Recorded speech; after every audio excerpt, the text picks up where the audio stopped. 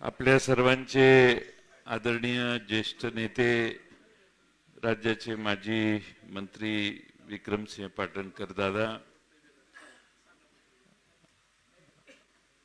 आमदार माजी मंत्री बाळासाहेब पाटील साहेब, जिल्हा राष्ट्रवादीचे अध्यक्ष सुनील माने, सत्यजित पाटणकर, युवक राष्ट्रवादी काँग्रेसचे महाराष्ट्र प्रदेशचे अध्यक्ष मेहबूब शेख, सारंग बाबा पाटील, पाटण तालुक्याचे अध्यक्ष राजाभाऊ शेलार, काँग्रेस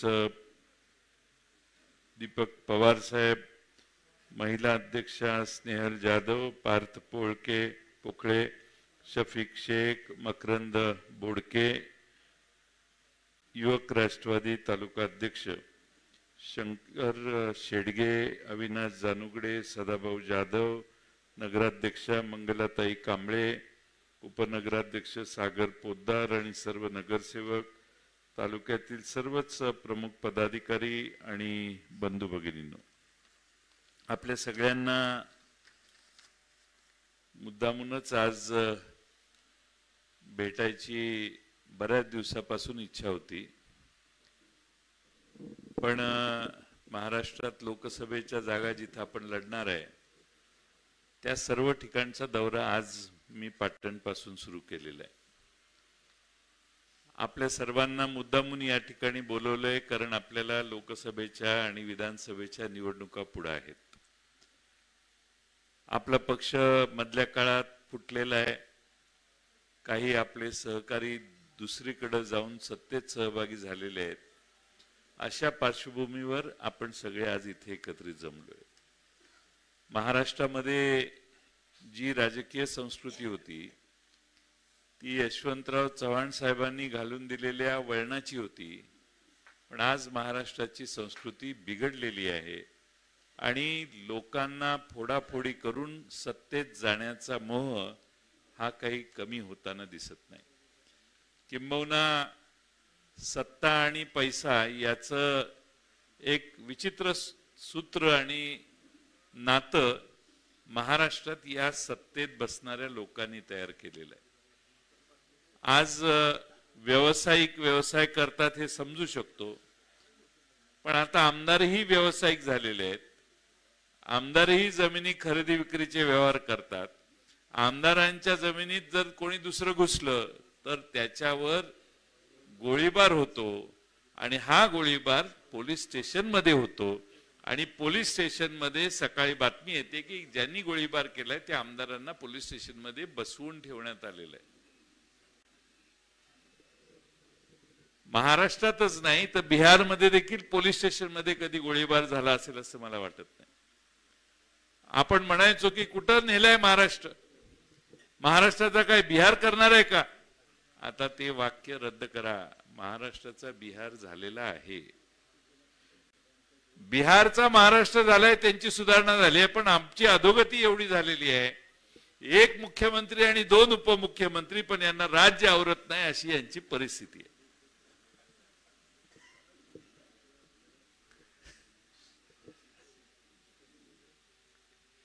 राज्य करणाऱ्याचा लोकांच्यावर, कार्यकर्त्यांच्यावर, सत्तेत असणाऱ्या आमदारांच्यावर कोणताही प्रभाव नाही याचं हे उत्तम उदाहरण आहे।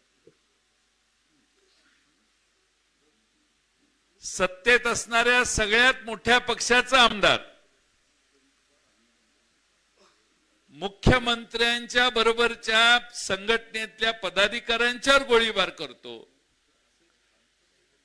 आणि त्यानंतर मुलाखत देताना सांगतो की मुख्यमंत्र्यांनी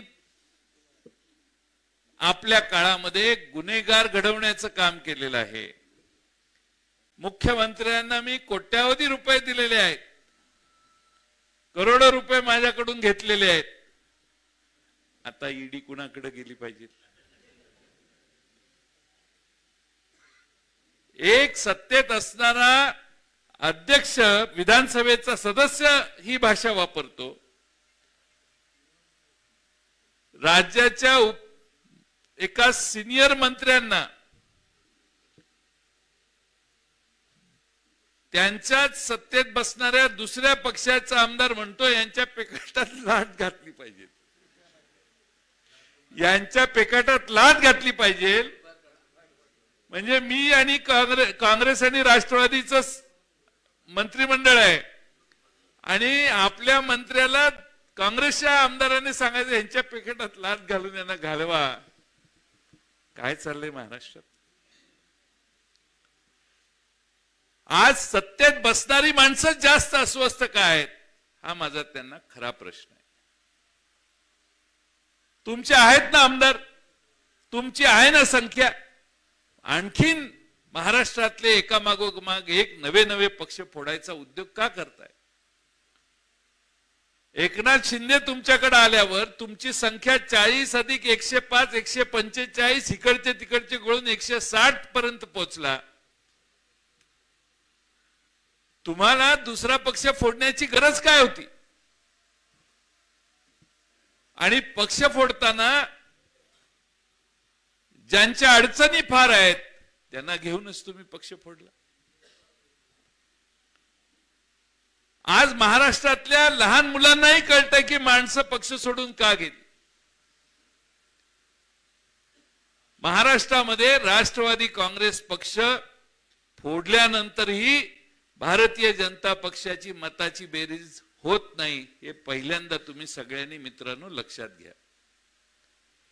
आमच्या बरोबर जे होते ते जात असताना त्यांच्या बरोबर 3-4% जास्त मतं महाराष्ट्रातली गेलेली नाहीत, हे तुम्ही पहिल्यांदा लक्षात घ्या. आणि महाराष्ट्रातलं राजकारणातलं मतांचं गणित जे आहे त्यामध्ये उद्धव ठाकरेंची शिवसेना, काँग्रेस पक्ष आणि आपला पक्ष जो काही आज पवार साहेबांच्या मागे आहे यांची बेरीज अनेक मतदारसंघात जास्त होते, हे कधी विसरू नका. या मतदारसंघात देखील 13,000चा फरक आहे. मागच्या विधानसभेच्या निवडणुकीत तुम्ही नावरम होऊ नका, 5-7 महिने त्रासाचे जातील, पण या समोरच्या बाजूची शिवसेना फुटून गेलेली आहे, हे कधी विसरू नका. खरा शिवसैनिक पाटण विधानसभा मतदारसंघातला तुमच्या मागे उभा राहिल्याशिवाय राहणार नाही आणि तो तुम्हाला चांगली साथ देईल, हा माझ्या मनातला विश्वास आहे. त्यामुळे तुम्ही ठीक आहे, सत्तेत असणाऱ्याने किती मास दाखवायचा ज्याचा त्याचा प्रश्न आहे. सत्तेत असताना नम्रतेने बोलायचं असतं, समोरच्याचा आदर ठेवायचा असतो. वाडवडिलांची आपुलकीची भाषा वापरली तर समोर बसणारा इथं तिकडं आता पाक मारुतीच्या देऊळ आहे तिथं बसणारा शेवटचा माणूस घरी जाताना म्हणे काय वंगाळ बोलतोय, ह्याला काय आहे, तोंडाला काय आहे का, झाड आहे की नाही ह्याच्या जिभेला. कारण त्याचा तो काय मला बांधील नाहीये, तो बघायला आलेला आहे की कोण नेता पाटणकर साहेबांनी बोलवलाय, कोण भाषण करायला आलाय आणि घरी जाताना तो काय घेऊन जाणार संदेश, याला जास्त महत्व दिलं पाहिजे. आणि म्हणून सामान्य माणसाच्या मनामध्ये हे महाराष्ट्रात रामराज्य व्हावं असं होतं. आता महाराष्ट्रातलं रामराज्य मगाशी सांगितलेल्या घटनेमध्ये आहे का याचा खरा विचार करा. 357 वर्षापूर्वी हे राम मंदिर बांधलं. आमच्याकडे एक आम्ही राम मंदिर बांधलं, अनेकांनी राम मंदिर बांधली. राम मंदिर बांधलं, हे राम मंदिर आहे म्हटल्यावर पाटण तालुक्यातले 100% मतं काय आपल्याला मिळतात काय? आहेत का? तसं काय आहे? ज्याची त्याची ज्याच्या त्याच्या गणपती आहे, हनुमान आहे, ज्योतिबा आहे, खंडोबा आहे, तिकडं तुळजाभवानी आहे. किती म्हणून देव सांगू, आपला महाराष्ट्र लय देवांना फॉलो करतो. एकालाच नाही, अनेक देव आहेत, अनेक देवारे आहेत, अनेक मंदिरं महाराष्ट्रात आहेत की ज्या मंदिरांमध्ये सामान्य माणसांच्या भावना, श्रद्धा दडलेली आहे. आणि ही श्रद्धा जी आहे ती महाराष्ट्रातल्या सामान्य जनतेच्या मनात छत्रपती शिवाजी महाराजांनी जे संघर्षाचा प्रोत्साहन तयार केलं, ही सगळी महाराष्ट्रातली देवळं त्यावेळी छत्रपती शिवाजी महाराजांच्या मागे उभी राहिली. म्हणून दिल्लीहून कुणी आलं तरी छत्रपती शिवाजी महाराजांनी त्याचा पराभव करण्याचं एक मोठा आदर्श महाराष्ट्रात आणि देशात घालून दिला.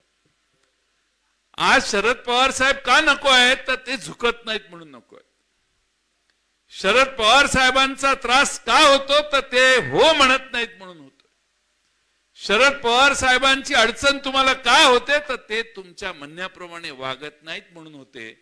आणि म्हणून आज त्यांच्या स्वाभिमानाच्या मागे तुम्ही आम्ही सगळ्यांनी ठामपणाने उभा राहणं ही तुमची आमची महाराष्ट्रातल्या जनतेची परीक्षा असं मला वाटतं. मी आपल्याला विनंती करायला एवढी चालवली, लांबडं भाषण करायची गरज नाही मला. मी एवढीच विनंती करायला आलो की काळ येणारा आपल्या सगळ्यांच्या परीक्षेचा आहे. आपण सगळ्यांनी या परीक्षेला उतरलं पाहिजे.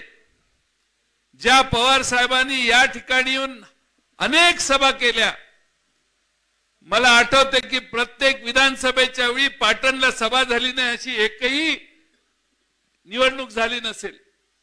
प्रत्येक निवडणुकीला पवार साहेबांच्या सभेनं आपल्या कार्यक्रमाची आपल्या सभेची त्यानंतर तेवढी मोठी सभा होत नाही ही परंपरा पाटणने आजपर्यंत ठेवलेली. ठीक आहे, काही वेळा आपला पराभव झाला असेल, पण तुम्ही सगळ्यांनी सत्यजित पाटणकरांच्या मागे आजही प्रतिकूल परिस्थितीत कायम संघर्ष करत काही हाल अपेक्षा सोसलेले आहेत. सुनील मानेंनी सांगितलं ते बरोबर आहे. सत्ता आल्यावर इकडं विसरलं जातो आणि इकडच्यांच्याकडे लक्ष जातं. तसं होणार नाही म्हणून कोण कोण आता आहेत हे बघायला मी खरं आलेलो आहे.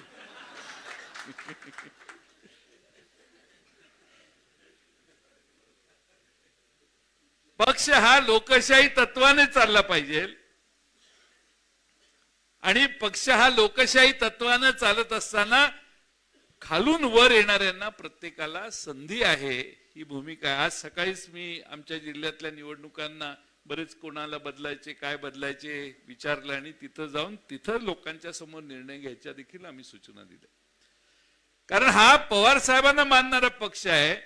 काँग्रेस पक्षातून आपण बाहेर आलो त्यावेळी देखील आपली ही भूमिका होती की पक्षामध्ये लोकशाही असली पाहिजे आणि त्या लोकशाहीची बूज ठेवून हा पक्ष आजपर्यंत चालला. आपल्या सर्वांना माझी विनंती आहे की महाराष्ट्रात अनेक प्रश्न आहेत. रामाचं मंदिर झालं आनंद आहे, पण तुम्ही परवा आमच्या कोल्हे साहेबांनी लोकसभेत केलेलं भाषण जमलं तर युट्यूबवर बघा. खासदार डॉक्टर कोल्हे, अमोल कोल्हे, जमलं तर वेळ करा, नातवाला सांगा युट्यूबवर काढून मला जरा ऐकायला दे. थोडं भाषण आहे, 15-1 मिनिटाचं असेल मला वाटतं, 8 मिनिटाचं आहे. पण त्या भाषणामध्ये भारताची काय परिस्थिती आहे ही अत्यंत थोडक्या भाषेत शब्दात त्यांनी मांडलेलं आहे. आणि माझी आपणाला विनंती आहे की त्या सगळ्या प्रश्नामध्ये भारताचे सगळे प्रश्न त्या भाषणात दडलेले आहेत. महागाई प्रचंड वाढलेली आहे. महागाईमध्ये 66 रुपयाचं पेट्रोल 106 रुपयावर गेलेलं आहे. डिझेल वाढलेलं आहे. गॅसची सबसिडी कमी झाली आहे. 1200 रुपये गॅस झाला म्हटल्यावर आता आमच्या महिला देखील गॅसचा दराचा विचार करून करून थकल्या.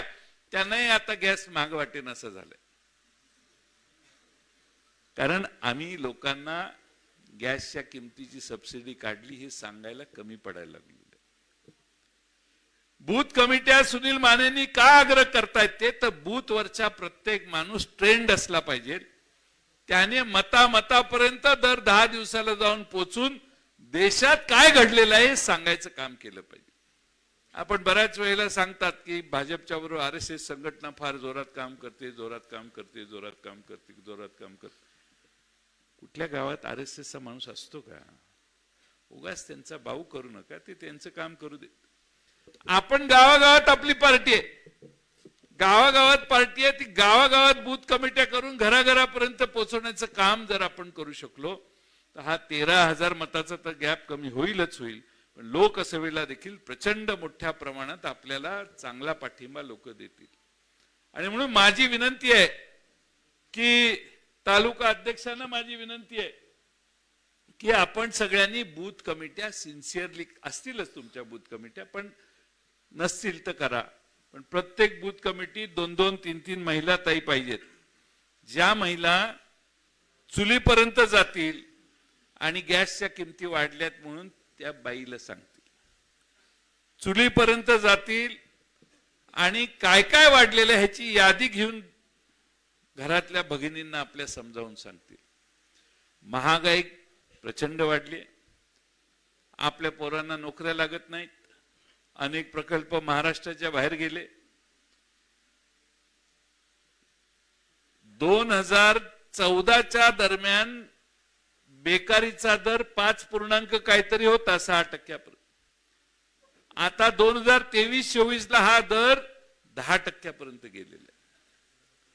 10.8-9 काय. म्हणजे आपला हा तर जाहीर केलेला दर आहे, जाहीर न केलेला 20-25%च आहे. पण 10% तर 10%. पण मागच्या वेळेपेक्षा वाढलाय. दडवण्यासाठी देखील त्यांना संधी नाही, एवढा दर वाढला असेल म्हणून ते 10% दाखवत आहेत. आणि म्हणून आपल्याला महागाई एका बाजूला तोंड समाज देतोय, दुसऱ्या बाजूला बेकारी, तरुण मुलांना हाताला काम मिळत नाही ही समस्या आहे. काय तुमच्या माया समोर आहे तर सगळ्या इव्हेंट आहेत समोर. प्रचंड मोठ्या इव्हेंट व्हायला लागले. मुंबई पासून बाहेर येणारा पूल बांधला, इव्हेंट झाली. इकडचा पूल झाला, तिकडचा रस्ता झाला. आजपर्यंत मी भारतामध्ये रस्त्यांच्या उद्घाटनाला फार मोठी लोक आलेली कधी बघितली नाही. पुलाच्या उद्घाटनाला, रस्त्याच्या उद्घाटनाला आम्हीच करायचो सगळे. पण आता महाराष्ट्रातल्या कुणालाही संधी नाही, एकच उद्घाटक आहे.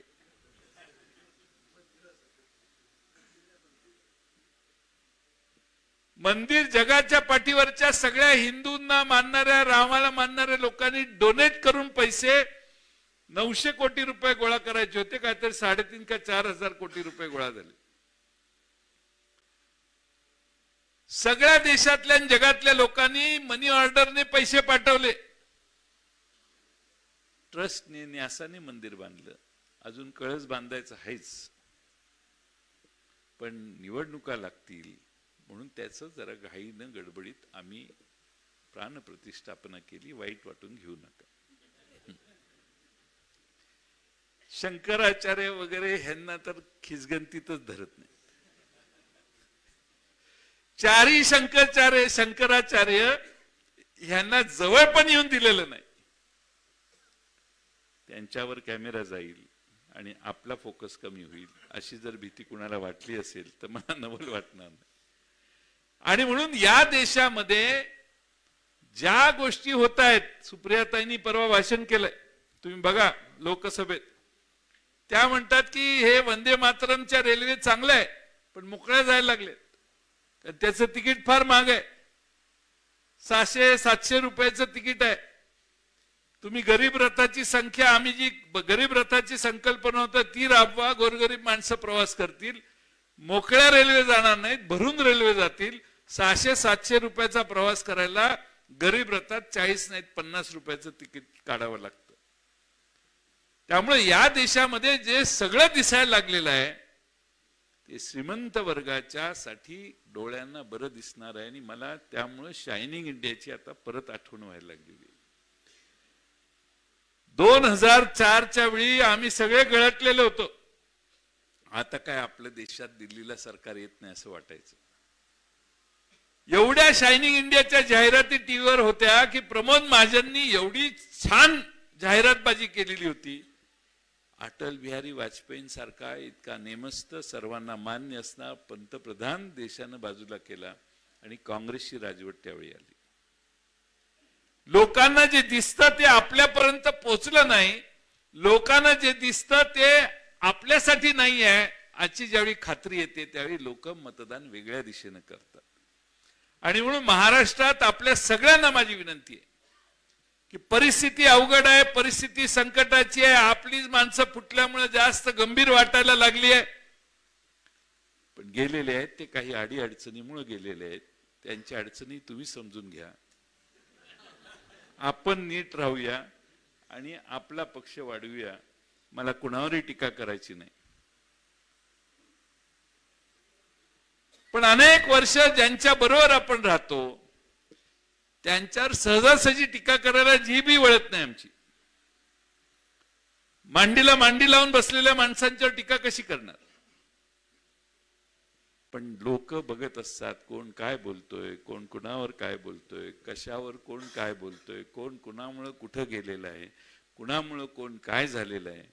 लोक फार महाराष्ट्रातली पोचलेली आहेत. कधी तुम्हाला आम्हाला पोचवतील ह्याचा नेम लागणार नाही. फार लोक फार हुशार आहेत. म्हणून आपण सरळ मार्गाने काम करूया. सत्यजित पाटणकर साहेबांना आमची विनंती आहे, दादांचं मार्गदर्शन आहे. जुने सगळेच मान्यवर इथं बसलेले आहेत. लोकसभेला आणि विधानसभेला झाडून काम झालं पाहिजे. आज आपले खासदार साहेब इथं येऊ शकले नाहीत कारण लोकसभा चालू आहे. 1 ते 10 लोकसभा आहे. आता अमोल कोल्हेंच्या मतदारसंघातही खासदार उपस्थित राहणार नाही. सुप्रियाताईंच्या मतदारसंघातला 1-2 मला वाटतं मतदारसंघ मी घेतले, तिथेही त्या उपस्थित राहणार नाहीत कारण लोकसभा चालू आहे. ठीक आहे, पण आपण आपल्या पक्षाचं काम चालू केलं पाहिजे. आणि ते काम चालू करताना आपण सगळ्यांनी सक्षमपणाने महाराष्ट्राच्या आणि लोकसभेच्या निवडणुका, कदाचित धक्का बसायला एकत्रित निवडणुकाही होऊ शकतात. अजूनही मी आत्ताच मगाशी बघत होतो मोबाईलवर की मुख्यमंत्र्यांनी दोन्ही निवडणुका एकत्रित होण्याच्या दृष्टीने होकार दिल्यासारखं कुठंतरी वाचल्यासारखं झालं. ती एक कमिटी आहे ना कोणाची, माजी राष्ट्रपतींच्या कोविंदच्या अध्यक्षतेखाली कोविंद साहेबांच्या, त्याला होकार कळवलाय का केंद्राला कळवलाय मी सरळ वाचलेलं नाही. पण जर एकत्रित झाली तर काय, मग तयारी नव्हती असं म्हणू नका. सगळी तयारी पाहिजे. काय होईल ते होईल, काय बिघडत नाही, पण तुम्ही सगळ्यांनी आजपासून कामाला लागावं. अनेक हल्ले होतील, अनेक पद्धतीने टीका होतील, शरद पवार साहेबांचा अपमान करण्याचा अनेक पद्धतीने प्रयत्न होईल. आपण या भागातले तुम्ही छत्रपती शिवाजी महाराजांना साथ केलेले मावळे आहात. या दऱ्याखोऱ्यामध्ये शाळा विक्रमसिंग पाटणकर दादांनी गावोगावी शाळा काढल्या. आता नवीन धोरण आलेलं आहे, शैक्षणिक धोरण. त्या शैक्षणिक धोरणामध्ये 15-20च्या आत मुलं जर असतील तुमच्या शाळेत तर त्या शाळा बंद करण्याचे आदेश झाले. मला वाटतं सगळ्यात जास्त शाळा महाराष्ट्रात डोंगरी भागातल्या बंद झाल्या. तुमच्या पाटणमध्ये बंद झालेल्या असतील. मला आठवतंय विक्रमसिंग पाटणकर साहेबांनी जिथं शाळा एसट्या जात नव्हत्या तिथं रस्ते केले. डोंगरात रस्ते काढणं, तिथपर्यंत एसटी पोहोचवणं, तिथल्यांची व्यवस्था करण्याचं काम दादांच्या काळात झालं. आणि तिथं जशा एसट्या जायला लागल्या तसे शिक्षक जातील म्हणून तिथं शाळा देखील चालू केल्या. अशा 220 शाळा जर आपल्या तालुक्यातल्या एकशिक्षकी असतील, कमी मुलांच्या असतील तर त्या मुलांना बस पाठवणार म्हणे आणि बसने खाली घेऊन येणार आणि शाळा शिकून त्यांना वर पाठवणार. जो मुलगा इथून समोर शाळेत जात होता त्याला आई वडील, ज्या मुली समोर शाळेत रस्ता ओलांडला की पलीकडे शाळा आहे माझ्या घराच्या, त्यांचे आई वडील मुलींना खाली पाठवतील का, हा देखील विचार सरकारने सोडलेला आहे. आपल्याला अशा अनेक गोष्टी मी सांगू शकतो. वेळ बरीच झाली आहे. आधीच आम्ही वेळेवर येऊन दिवा लावलेला आहे. त्यामुळे जास्त भाषण केलं तर कराडची चुळबुळ मला माझ्या उजव्या डोळ्यात दिसायला लागलेली आहे. त्यामुळे मी जास्त बोलत नाही. आपल्या सगळ्यांना माझी विनंती आहे की आपण सगळ्यांनी निष्ठेनं, प्रामाणिकपणानं विक्रमसिंग पाटणकर दादा, सत्यजित पाटणकर साहेबांची राष्ट्रवादी काँग्रेस, आपले खासदार साहेब आहेत, खासदार साहेब आहेत, या सगळ्यांना साथ देण्याचं काम, महिलांच्यावर गावांच्या कमिटी,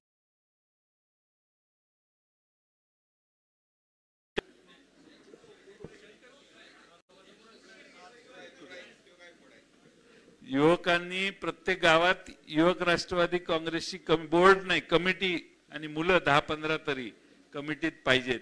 एवढं 15-20 दिवसात गावोगावी फिरून नसतील तर कमिट्या जाहीर करा, गावात अध्यक्ष करा आणि कामाला लावा, एवढीच माझी आपणा महिला अध्यक्षांना आणि युवक अध्यक्षांना विनंती करतो.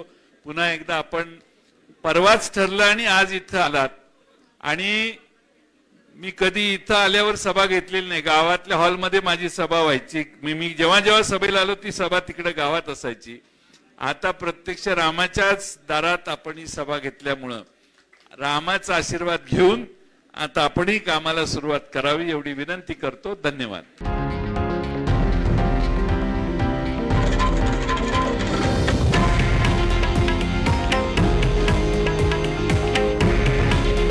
हे आहे देशातील नंबर 1 न्यूज नेटवर्क आणि आपण पाहत आहात TV9 मराठी. काळजी तुमची, हित महाराष्ट्राचं.